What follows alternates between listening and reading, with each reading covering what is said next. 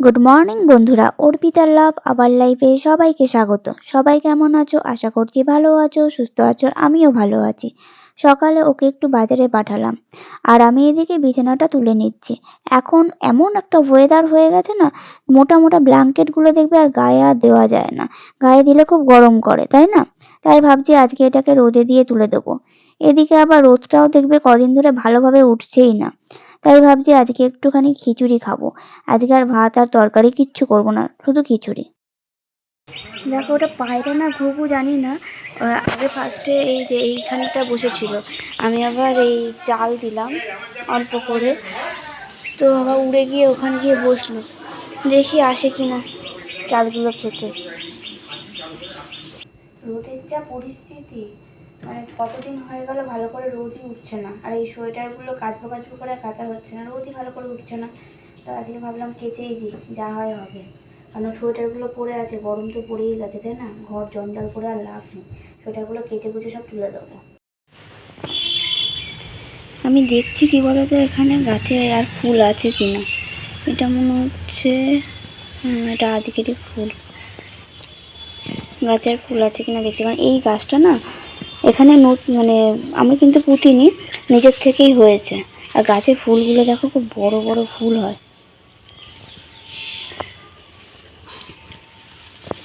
আর মনে হচ্ছে নেই, খুঁজতে দুটো ফুল পেয়ে গেলাম। ও বাজারে গিয়েছিল, আর দেখো কচুরি নিয়ে চলে এসেছে। আমাদেরকে বলছে সকালবেলা তোমাদের আর ভাত খেতে হবে না। আমি তোমার জন্য এতক্ষণ ধরে বাইরেই বসেছিলাম। কোনখান থেকে নিয়ে আসলে?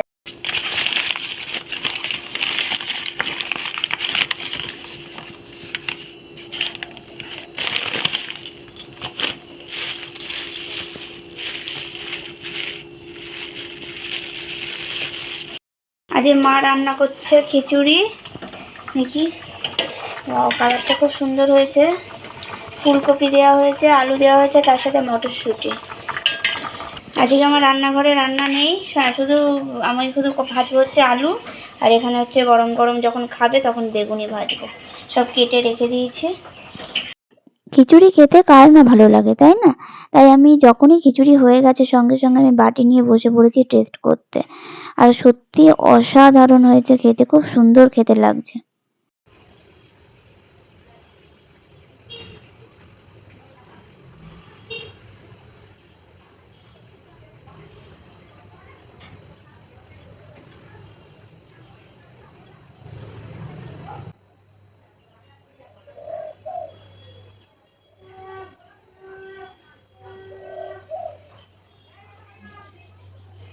তোমরা দেখেইছো আমাদের বাড়িতে একটা বড় নিম গাছ আছে, আর তো সেখান থেকে পাতা পড়ে দেখো ভর্তি হয়ে গেছে।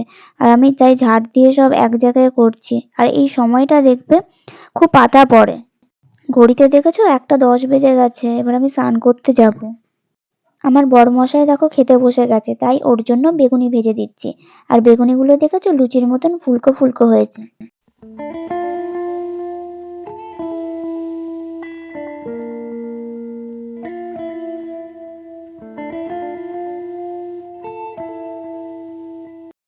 আমি একটু এখন গাছতলায় এলাম, আর আমার পেছনে দেখো, আমি যতক্ষণ থাকবো ওরা ততক্ষণ থাকবে। বিস্কুট খেলো, বিস্কুট খেয়ে এখন বসে আছে। রাত 9টা বাজে, আর বাইরে দেখো বৃষ্টি শুরু হয়ে গেছে হঠাৎ করে। কি জোরে বৃষ্টি নেমে পড়লো গো! হ্যাঁ, ভালো জোরে বৃষ্টি নেমে পড়েছে। আজকে আমাদের খিচুড়ি খাওয়াটা সার্থক হয়েছে বলো। বৃষ্টি হলেই দেখবে বাঙালিরা কিন্তু সবাই খিচুড়ি খায়। দিনের বেলায় বৃষ্টি হয়নি তো কি হয়েছে, রাতে তো হয়েছে, তাই না? যাই হোক, রাতে আর ভাত করিনি, তাই তড়কা আনালাম রুটির সাথে খাবো বলে। রাতে ডিনার তড়কা রুটি। তড়কাটা বাইরে থেকে আনা হয়েছে, রুটিটা বাড়িতে করা হয়েছে। রিয়া করেছে রুটিটা, খুব শক্ত রুটি, খেতে পাচ্ছি কি ভালো করে। তোমার ময়দাটাও রুটি করতে পারিনি, তড়কাটা আমি তোমার 16 মিনিট থেকে আমি নিয়েছিলাম। রুটি এত শক্ত, দাঁত ভেঙে যাচ্ছে আমার আর মায়ের। আমাদের দাঁত ভাঙবে না, আমরা আটা রুটি খাচ্ছি, তুমি ময়দা রুটি খাচ্ছ, তাই তোমার দাঁত ভাঙছে। সবসময় শুধু বাজে বাজে কথা বলবে আমাকে। সব কমপ্লিট করে এই ঘরে ঢুকলাম, আর দেখলে তো আমার পেছনে লাগে, প্রচণ্ড রাগায় আমাকে। আর চলো 12টা বাজে, চলো 12টা বাজতে এখনো 10 মিনিট বাকি আছে। তো চলো আবার একটা নতুন ব্লগে তোমাদের সাথে দেখা হচ্ছে। টাটা বাই বাই, সবাই ভালো থেকো।